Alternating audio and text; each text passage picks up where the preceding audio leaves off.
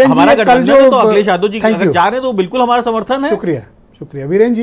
ये कल जो बैठक होने जा रही है, मतलब कल रैली होने जा रही है, इसका क्या इम्पैक्ट है, इसकी आवश्यकता क्यों आन पड़ी, और ये तमिलनाडु से लेकर कश्मीर तक के नेताओं को जुटाकर नीतीश कुमार क्या साबित करना चाहते हैं, और दूसरा मायावती आज क्यों गुस्सा हो गई और जयंत चौधरी के न पहुंचने के कारण?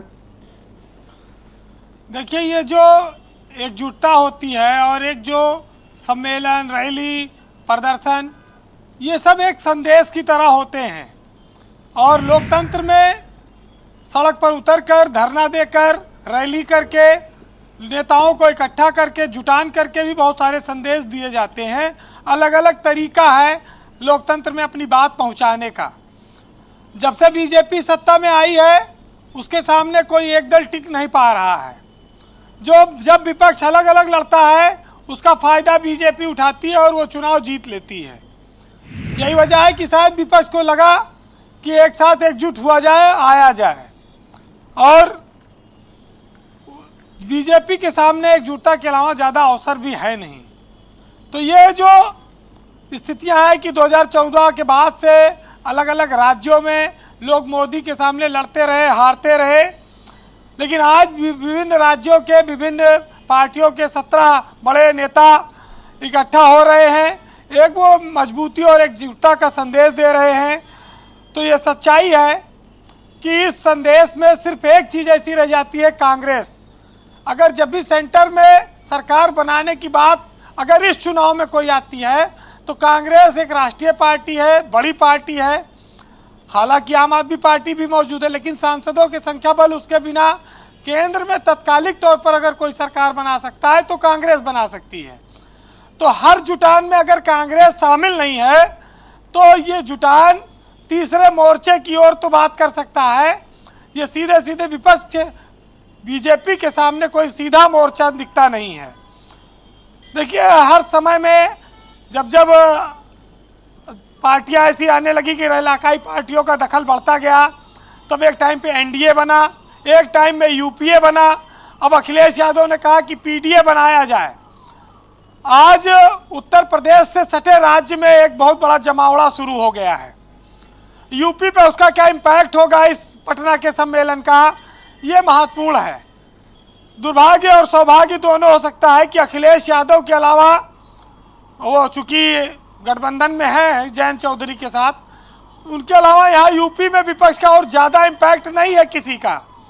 मायावती ना बुलाए जाने से नाराज है, लेकिन बुलाए जाने पर क्या वो जाती, इस पर संशय है।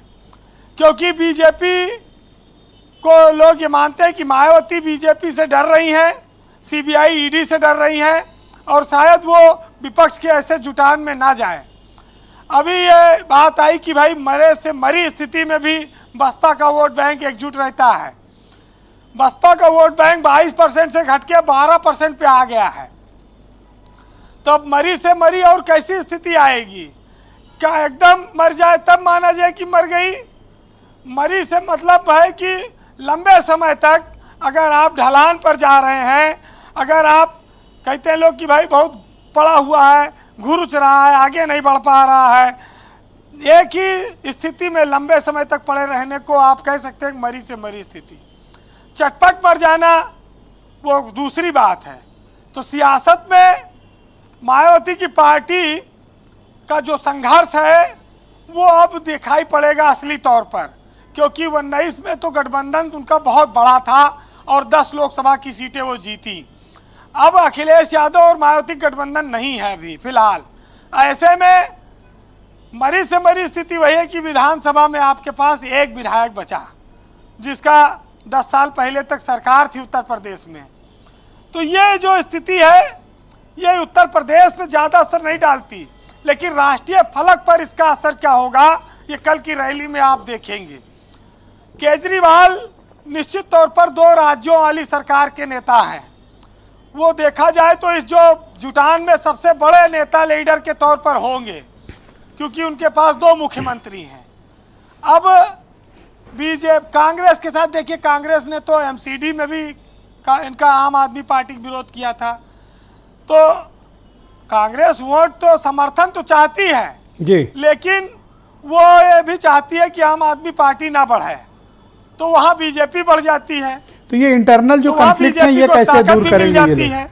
इंटरनल तो ये कॉन्फ्लिक्ट सब कैसे दूर चीजें करेंगे? हैं जो आप देखेंगे।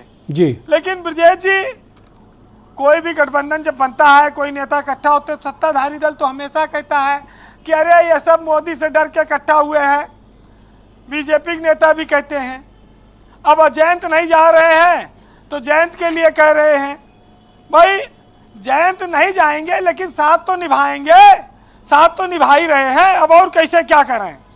तो वही बात है जी कि हम अपना जुटान करें तो अच्छा है, मतलब हम करें तो रासलीला और तुम करो तो सारा कैरेक्टर ढीला। तो बात उतनी सी है ब्रजेश जी। जैसे एक बार एक सज्जन रेलगाड़ी में यात्रा कर रहे थे, छोटी सी कहानी, तो उनके बगल में एक लड़की आके खड़ी हो गई। तो उसने कहा कि क्या मैं बैठ जाऊं बगल में? तो लड़के को बड़ी खुशी हुई, सज्जन को, बोले हाँ बिल्कुल बैठ जाइए, जगह खाली है। लड़की बैठ गई बगल में।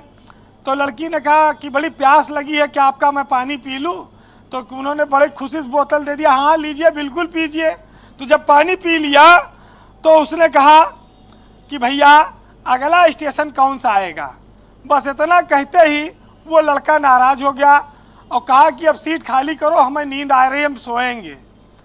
तो भैया कहते मान मामला बिगड़ गया। तो ये जो नेताओं के जो जुटान है, इसमें सब जैसे कोई किसी को भैया कहेगा, भैया बनाएगा, जैसे तैसे ये कांड हो जाएगा, बिगड़ जाएगा और सीट खाली करनी पड़ेगी। तो उसी तरह की स्थिति है। सुनिएगा कि सियासत में कोई बहुत ऊंचा बन जाए ये अच्छा नहीं है। कहते हैं कि अच्छा नहीं है इतना बड़ा हो जाना, मेरा झुकना और तेरा खुदा हो जाना। और कहते हैं कि आंखों में पानी रखो, होठों पे चिंगारी रखो, और जिंदा रहना है तो तरकीबें बहुत सारी जारी रखो। और राह के पत्थर से बढ़ के कुछ नहीं है मंजिलें, और रास्ते आवाज देते हैं, सफर अपना जारी रखो। बहुत शुक्रिया वीरेन जी, बहुत बहुत धन्यवाद ग्राउंड जीरो से अपना इनपुट और फीडबैक उपलब्ध कराने के लिए। बहन भाइयों,